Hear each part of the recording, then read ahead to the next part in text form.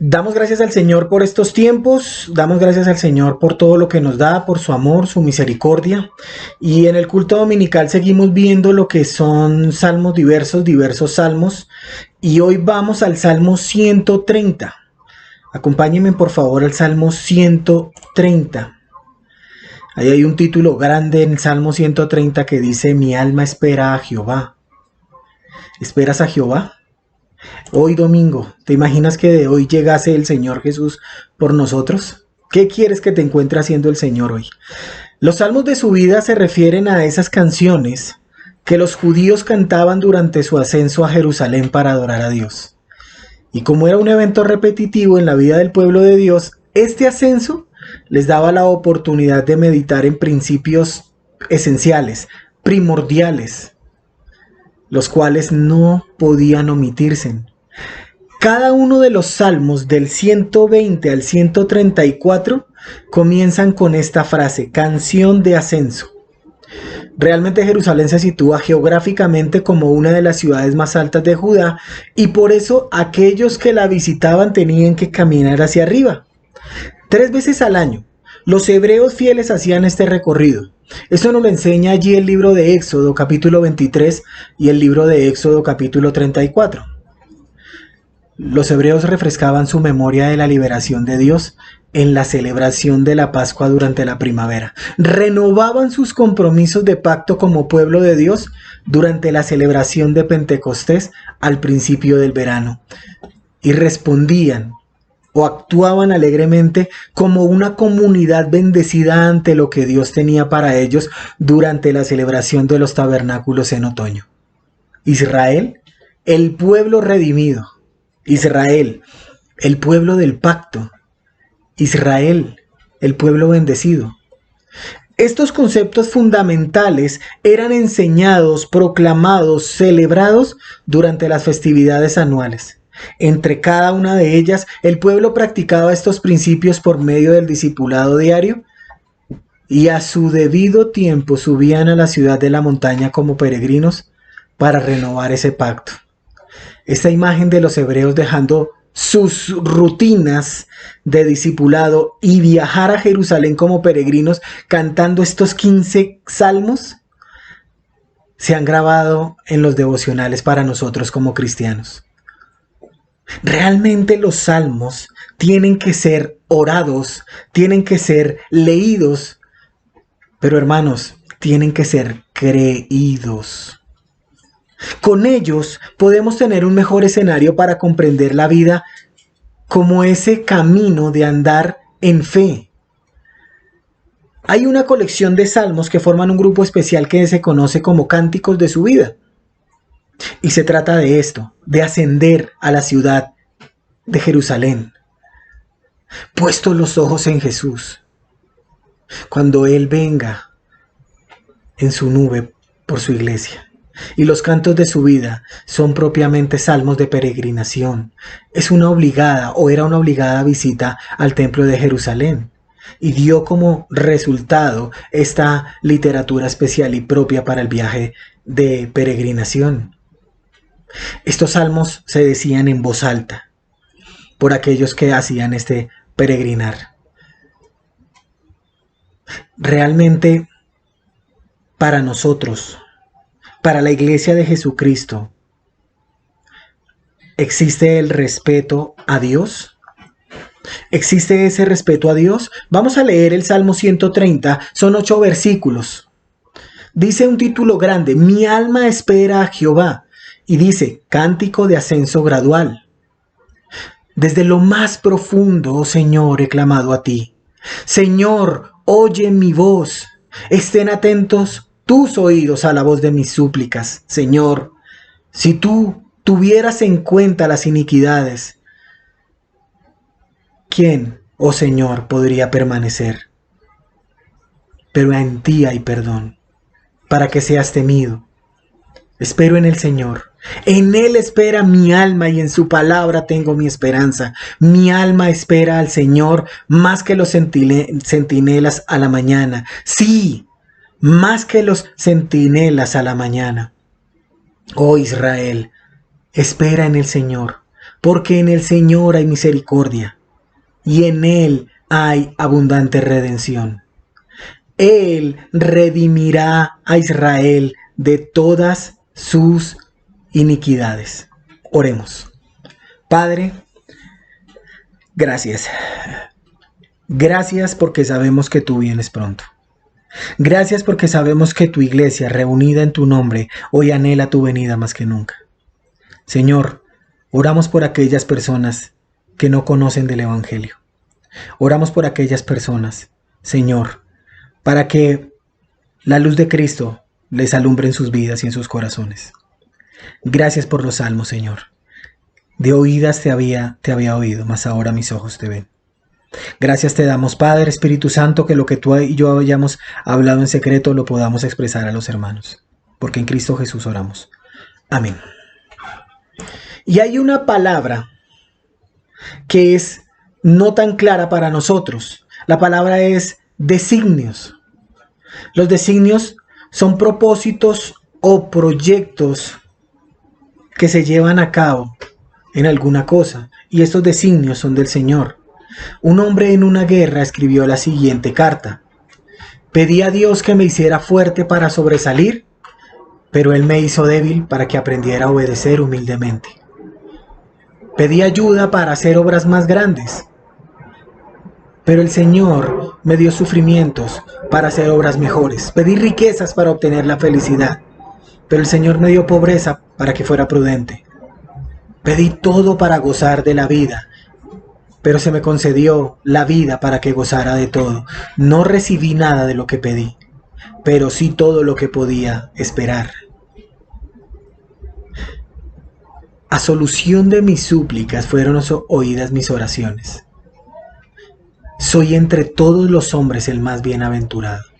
El Salmo 130 en unas versiones dice: mi alma espera a Jehová. En otras dice: esperanza en que Jehová dará redención. ¿Qué es esperar? Es esperar, es tener esa expectativa de conseguir lo que se desea. Es creer que ha de suceder alguna cosa. Es anhelar que algo ocurra. En cierta ocasión, Martín Lutero dictaba una clase y uno de sus alumnos le preguntó ¿cuál es el salmo que más le gusta? A lo que Martín Lutero respondió: los salmos paulinos. El estudiante dijo que nunca había escuchado de que Pablo también escribiera salmos. Y entonces le dijo: no entiendo, ¿por qué Lutero los denomina de esta manera? Y dice: porque realmente estos salmos enseñan que el perdón del pecado depende de la misericordia de Dios y se recibe por fe y no por medio de las obras. El salmista está consciente de su propio pecado y de que merece el justo juicio de Dios, pero también cree en la misericordia de Dios, y esto nos lleva a un arrepentimiento seguro, pero también nos lleva a una seguridad del perdón en Cristo Jesús. Estos salmos nos hablan de todo aquello que tiene que ver con la misericordia de Dios. El Salmo 130 es y habla misericordia de Dios. Dios ha librado al hombre del pecado y de la muerte, y no lo hace por las obras del ser humano. Estos salmos nos enseñan que el perdón de los pecados es dado a todos los que creen. Por eso Martín Lutero los llamó paulinos. También este es un salmo que se llama salmo penitencial o salmo de confesión. Desde luego sabemos perfectamente que estos nombres no son bíblicos, es una guía, pero son aceptados porque sobresalen en estos salmos sentimientos. Y nosotros, Dios nos ha hecho de sentimientos, pero este sentimiento es del pecado, de aborrecer el pecado, de arrepentirse. Pero también me habla de la misericordia de Dios, y eso es lo que tiene que quedar claro en esta mañana. Yo soy un pecador, pero Dios es misericordioso. ¿Qué esperas? Por eso dice: desde lo más profundo, oh Señor, he clamado a ti. El peregrino comienza cantando desde lo más hondo, lo más intenso, desde la condición del corazón. Clama al único que sabe que puede responderle, sin importar el estado en que se encuentre, sin importar la posición en que se encuentre, sin importar las circunstancias. El salmista llama a gritos a aquel quien puede librarle de la angustia, de la aflicción, de esa tristeza excesiva. Recordemos, es un hombre que viene trayendo a memoria la salvación que solamente viene de Dios. ¿Estás pasando una situación difícil? ¿Estás pasando por un momento de aflicción? Invoca a aquel que todo lo puede. Pídele ayuda a quien es debido, pero pídelo desde lo más profundo de tu ser. Recuerda, esto es algo urgente. El peregrino está avanzando, sabe que ha habido peligros, situaciones adversas, calamidades, pérdidas, y este es un grito de auxilio, un SOS. Una señal de socorro que todo el mundo conoce. Una señal que se comenzó a utilizar por allá a principios del siglo XX. Y era código Morse. ¿Cómo es tu comunicación con Dios? ¿Sientes que cuando oras eres escuchado, eres escuchada?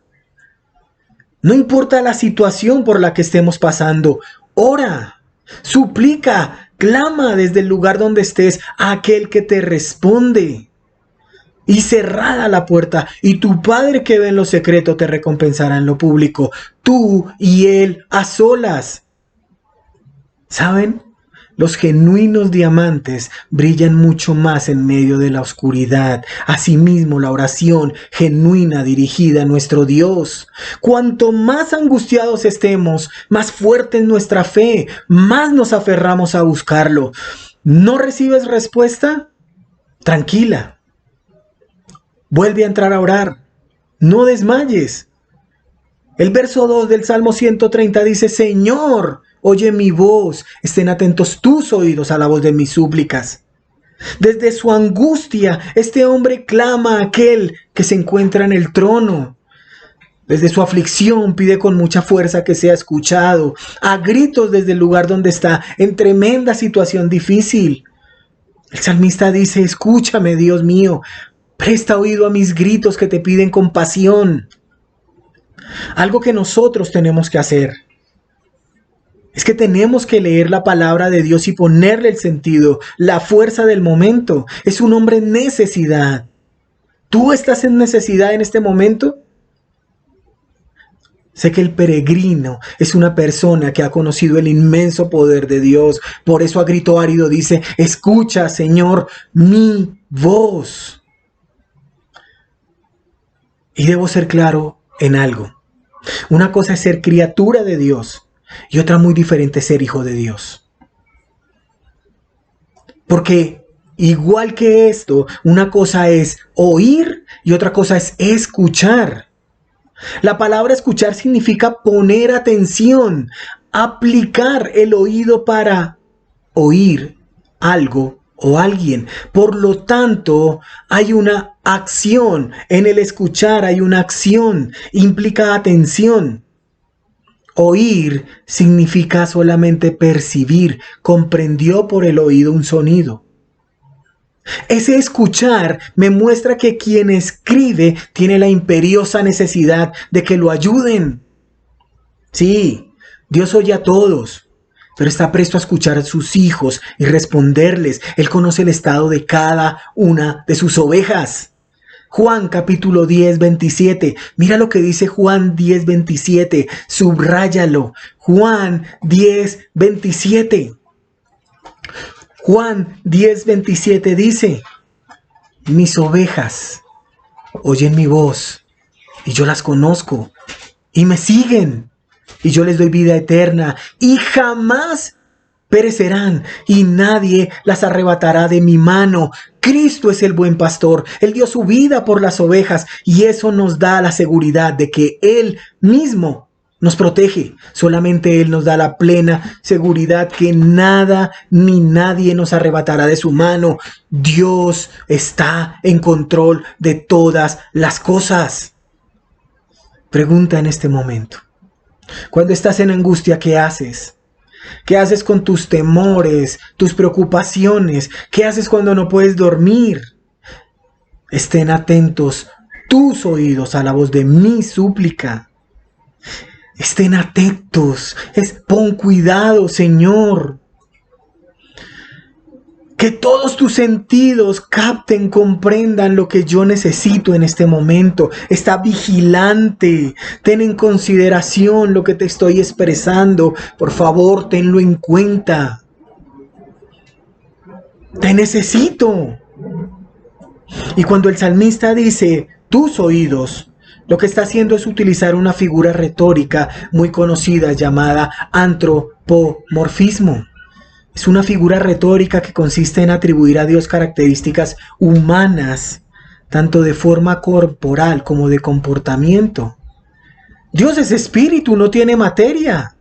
Pero en la Biblia frecuentemente se le atribuyen cualidades humanas, porque Él se hizo hombre para sentir lo que nosotros sentimos. Él sintió, Él tiene emociones. Eso es lo que la Biblia nos está diciendo. El peregrino sabe perfectamente su condición y por eso clama por compasión. Ten compasión. Ten esa piedad, esa misericordia, esa pena, esa lástima hacia mí, Señor, que estoy sufriendo calamidades, desgracias, penas. Este hombre está en la desgracia de su pecado, pero lo motiva a seguir adelante la misericordia de Dios. No tenemos salida, pero si mi voz llega hasta ti, ahí está todo lo que necesito. Todo lo que te pido es ten compasión de mí.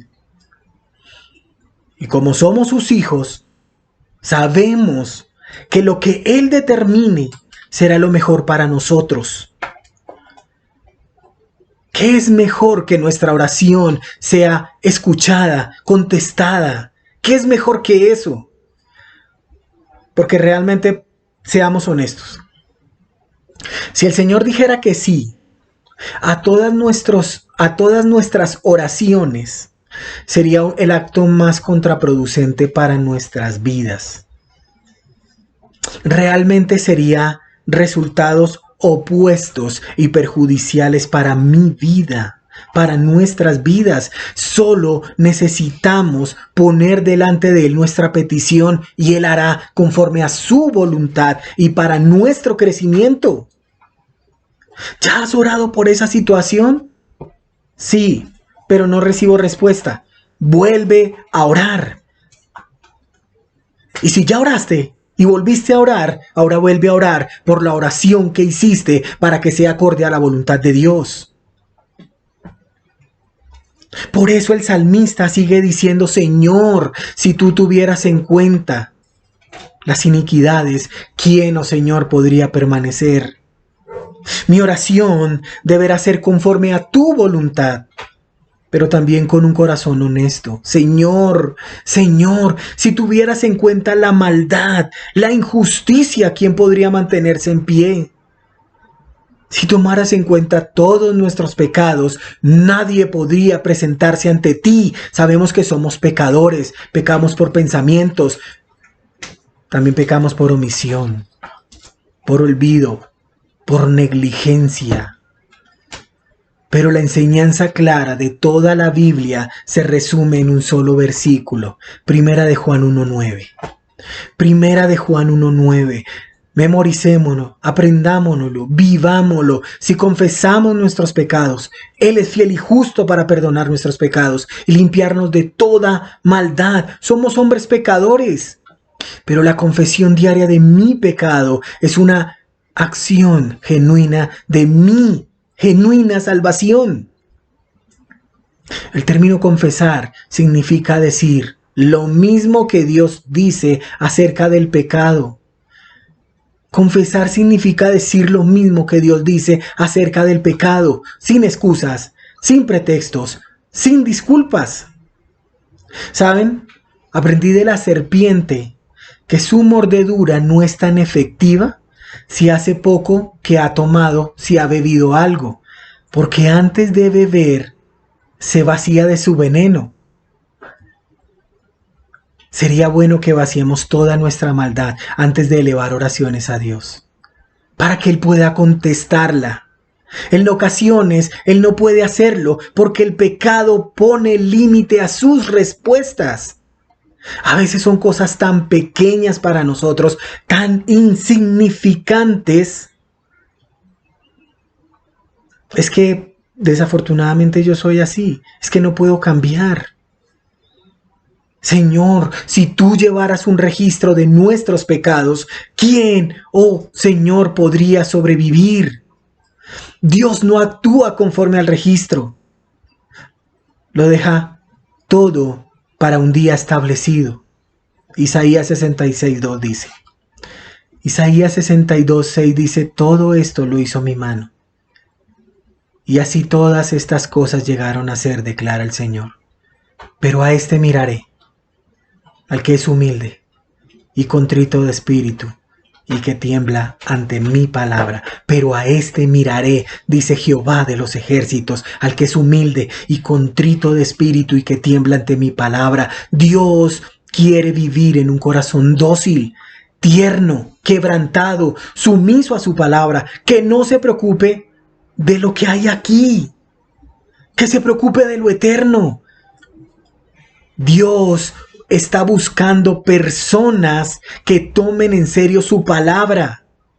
En ese orden de ideas, ¿quién podrá permanecer delante de un Dios que es santo, santo, santo? Y podemos decir, nadie, nadie. Pero su palabra me enseña que los pobres, los afligidos y aquellos que respetan su palabra, podemos tener el acceso. Por eso estamos en pie hoy. Por eso seguimos adelante. Porque Cristo en la cruz del Calvario obtuvo la victoria. Cristo desarmó por completo a Satanás y estableció su derrota, el justo por los injustos, para llevarnos a Dios, siendo a la verdad muerto en la carne, pero vivificado en espíritu. En el antiguo pacto se ofrecían múltiples sacrificios. Lo repetían vez tras vez tras vez. El sacrificio único de nuestro Salvador tiene validez una sola vez y es para siempre. ¿Quién puede permanecer en pie? Solo aquel que ha depositado su fe en Cristo como su Señor y como su Salvador. Y siempre hablamos del señorío de Cristo. El señorío de Cristo es lo que nos dice que no es tan fácil como parece. Debe haber un cambio de corazón. Cristo te dice que dejemos eso. Cristo te dice deja de hablar así. Cristo te dice no hagas eso. Cristo te dice no pienses eso. Debemos cambiarlo porque Él es el Señor de mi vida.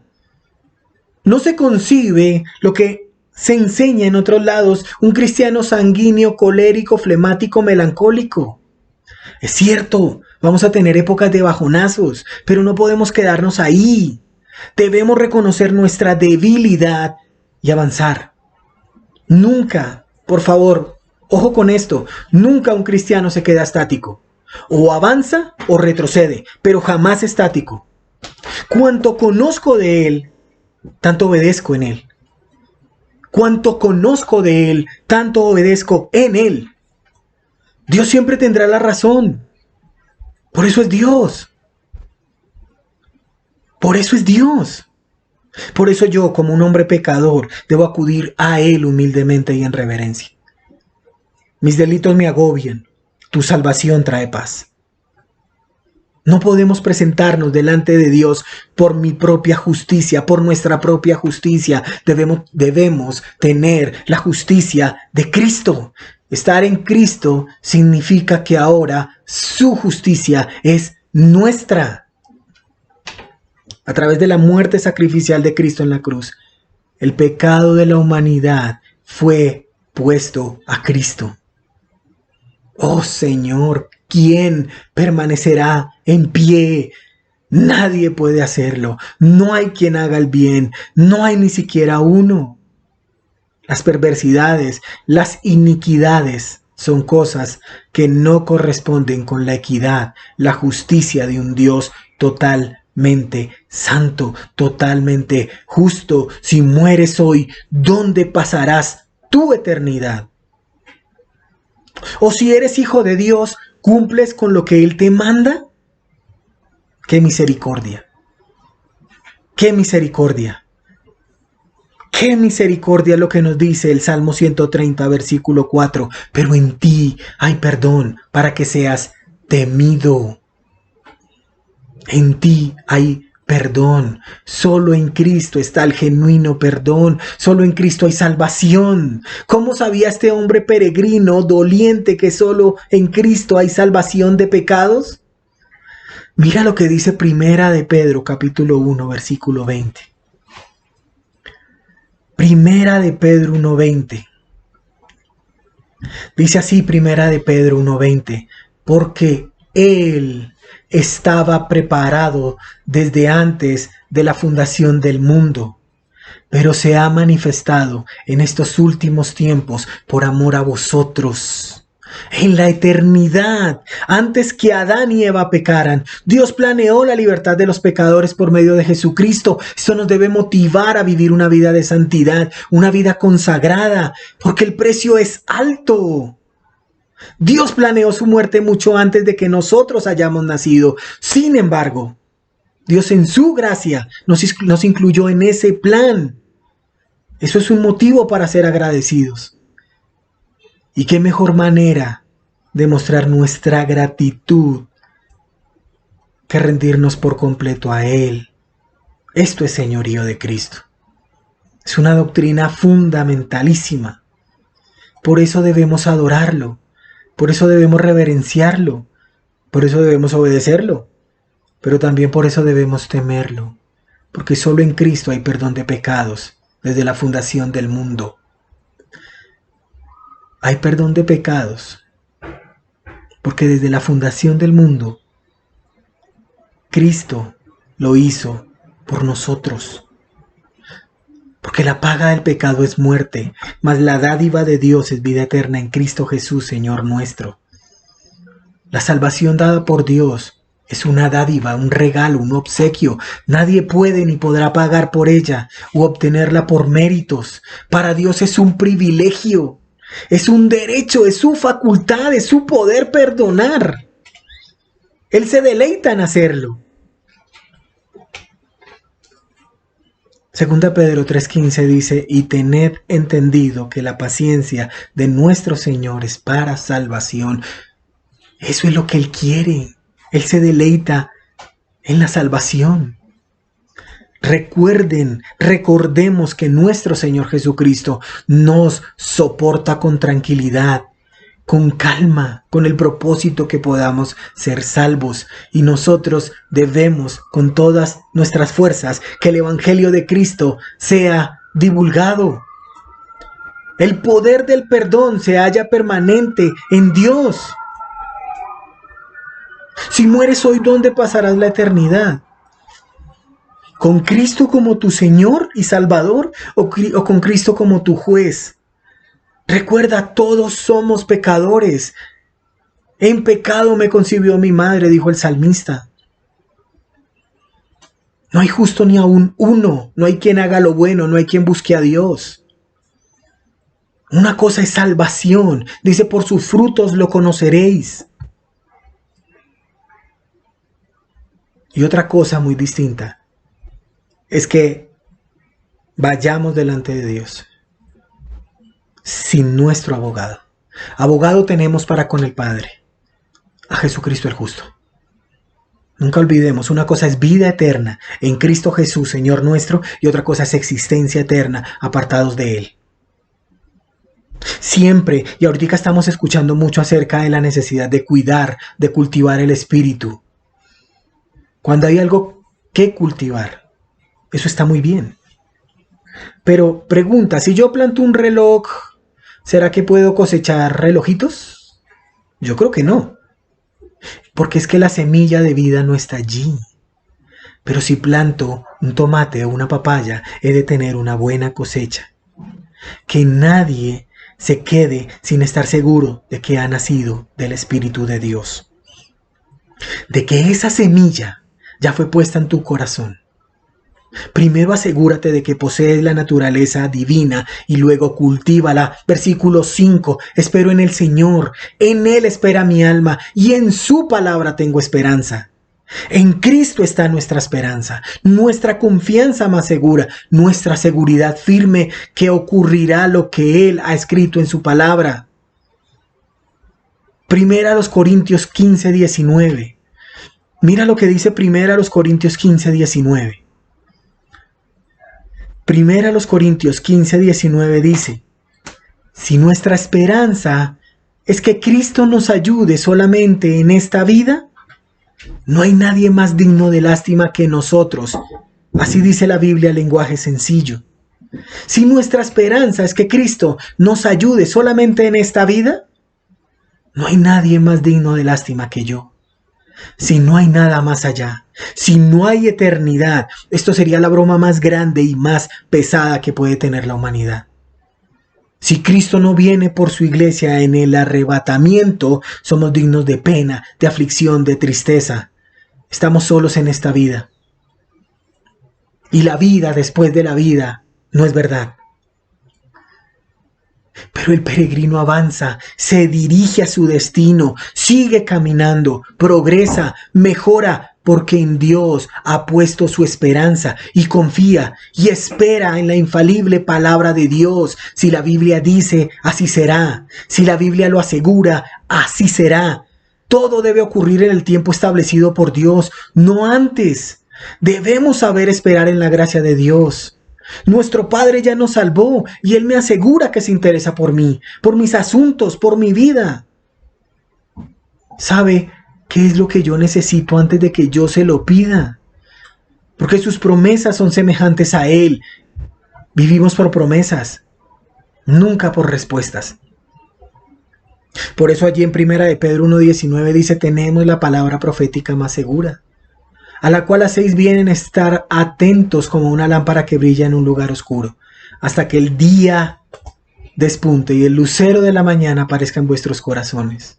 La palabra de Dios es la confirmación más confiable de las enseñanzas acerca de la persona, el pago y la segunda venida de Cristo. Debemos prestar seria y cuidadosa atención a la Escritura. Es ella la única que cambia vidas. La palabra de Dios es el único terreno firme donde tú y yo podemos descansar. Por eso en el versículo 6 dice: mi alma espera al Señor más que los centinelas a la mañana. Sí, más que los centinelas a la mañana. Cada vez que el Señor de la palabra repite algo, es porque necesitamos entenderlo. Espera. Espera, espera.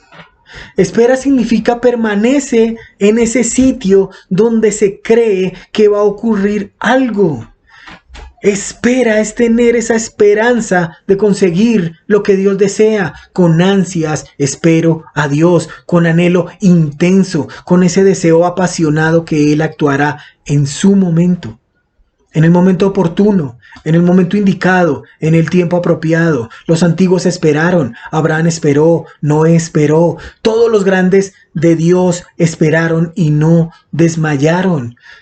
Por eso en Hebreos, cuando se nos habla de los héroes de la fe, anteponen un versículo en Hebreos 12:3. Dice: piensen en el ejemplo de Jesús. Mucha gente pecadora lo odió y lo hizo sufrir, pero Él siguió adelante. Por eso ustedes no deben rendirse ni desanimarse. Y por eso nos da una ilustración. Con ansias lo espero como los vigilantes a la mañana. Los vigilantes esperan que llegue la mañana. Nosotros tenemos el concepto de un vigilante. Es una persona encargada de observar una cosa, atenderla y cuidarla. Pero lo que nos enseña aquí es que el vigilante anhela que llegue la luz de la mañana, la luz del día. Porque cuando todo está oscuro, es mucho más difícil cuidar y proteger. Es más fácil ser asaltado en las noches. Cualquier sombra es un enemigo. Por eso este peregrino sabe perfectamente que es mejor el día que la noche. En el día, el vigilante saldrá a descansar. Ha terminado su trabajo, irá a reposar. y así recuperar fuerzas. Tendrá alivio de sus preocupaciones. La palabra de Dios nos habla de nuestro Señor Jesucristo, que Él es el lucero de la mañana. Aunque ese lucero de la mañana ya está en nuestros corazones, viene el día en que estaremos en su totalidad gloriosa. Él es el verdadero, el único. Por eso Apocalipsis 22 dice: yo, Jesús, enviado a mi ángel a fin de daros testimonio de estas cosas para las iglesias. Yo soy la raíz y la descendencia de David, el lucero resplandeciente de la mañana. Es la estrella más resplandeciente para aquel día en que nuestro Señor Jesús venga. Él es la estrella más brillante que hará desaparecer la noche triste del hombre y anuncia la aurora del día glorioso de Dios. Cristo viene pronto y el día está más cerca que nunca. ¿Lo crees? Los vigilantes esperan que llegue en la mañana. ¿Estás vigilante a la venida de tu Señor? ¿Estás listo para rendir cuentas ante Él? Cuando llegue el día del fin del mundo, Dios pondrá a prueba lo que cada uno hizo, enseñó y dijo. Dice 1 Corintios capítulo 3. Se refiere al tiempo preciso para el tribunal de Cristo. Y ese juicio será por medio del fuego que juzga y evalúa lo que hicimos como cristianos. Y esto debe motivarnos a seguir esparciendo las buenas nuevas de salvación a todos, sin excepción. Y lo mejor, todos debemos hacerlos. Todos podemos hacerlo. ¿Por qué? Porque todos lo podemos hacer. Porque se puede hacer en todas partes. Porque se puede hacer a cualquier tiempo.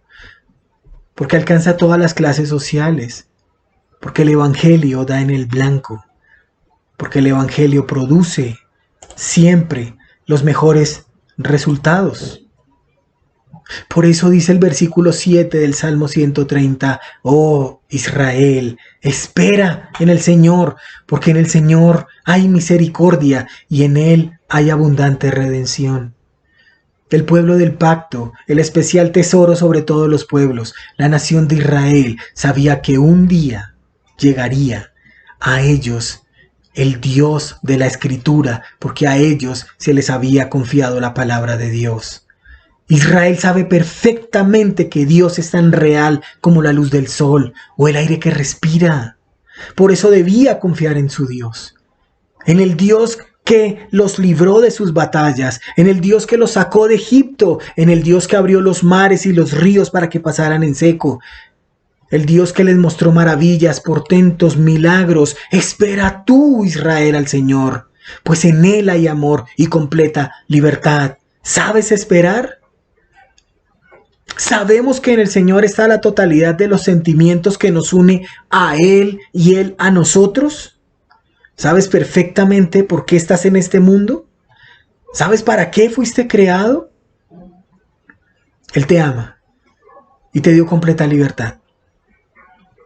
Romanos capítulo 6, versículo 22 dice: pero ahora, habiendo sido libertados del pecado y hechos siervos de Dios, tenéis por vuestro fruto la santificación y como resultado, vida eterna. Vida eterna. Hay una enorme esperanza en Cristo Jesús. Debemos servirle. Tenemos la vida eterna como resultado. Israel, a quien Dios le dio las promesas, y ellos saben perfectamente que el Rey de Reyes y Señor de Señores vendrá, cumplirá sus promesas, restaurará a Israel, gobernará el mundo entero con vara de hierro. Solo hay que esperar. Dios tiene grandes cosas reservadas para su pueblo. Ellos tienen una gran expectativa, porque en el Señor hay misericordia. Y así como nosotros que tenemos la luz de la gracia y por eso podemos ver aún más su infinita misericordia, tenemos que reconocer día a día que somos pecadores, pero nuestra esperanza está en Dios. Más grande es Él que vive en mí que el que en el mundo está. La esperanza del peregrino está en la palabra de Dios. Es igual que la esperanza de Israel en el Señor. Lo que quiere o busca el individuo es lo que quiere o busca la nación. Por eso termina diciendo, versículo 8, Él redimirá a Israel de todas sus iniquidades. Dios salvará a Israel de todos sus pecados. Dios es el único que salva. Dios es el único que tiene poder y autoridad de perdonar pecados. Lucas, capítulo 5, versículo 20. Lucas 5:20 dice, viendo Jesús la fe de ellos, dijo, hombre, tus pecados te son perdonados. Entonces los escribas y fariseos comenzaron a discurrir diciendo, ¿quién es este que habla blasfemias? ¿Quién puede perdonar pecados sino solo Dios? Solo Dios puede perdonar pecados. Jesús demostró su privilegio, su facultad, de su deidad y de que Él es Dios cuando perdonó los pecados de este hombre. Nadie más sino solo Dios puede hacerlo, porque cuando pecamos lo hacemos contra Él. Es necesario entender que cada vez que transgredimos la ley, los mandatos, las ordenanzas, es desobedecer a Dios. Porque estos son su misma esencia, son su misma naturaleza, son su mismo carácter. Por eso solo Él puede no tener en cuenta la falta que he cometido hacia Él. ¿Por qué? Porque Cristo murió en la cruz del Calvario. Es algo que debemos reiterar. Hemos pecado, estamos lejos de Dios, pero en Cristo soy perdonado y libre. Y ojo, no es libertinaje para hacer lo que quiero, es libertad para hacer lo que tengo que hacer.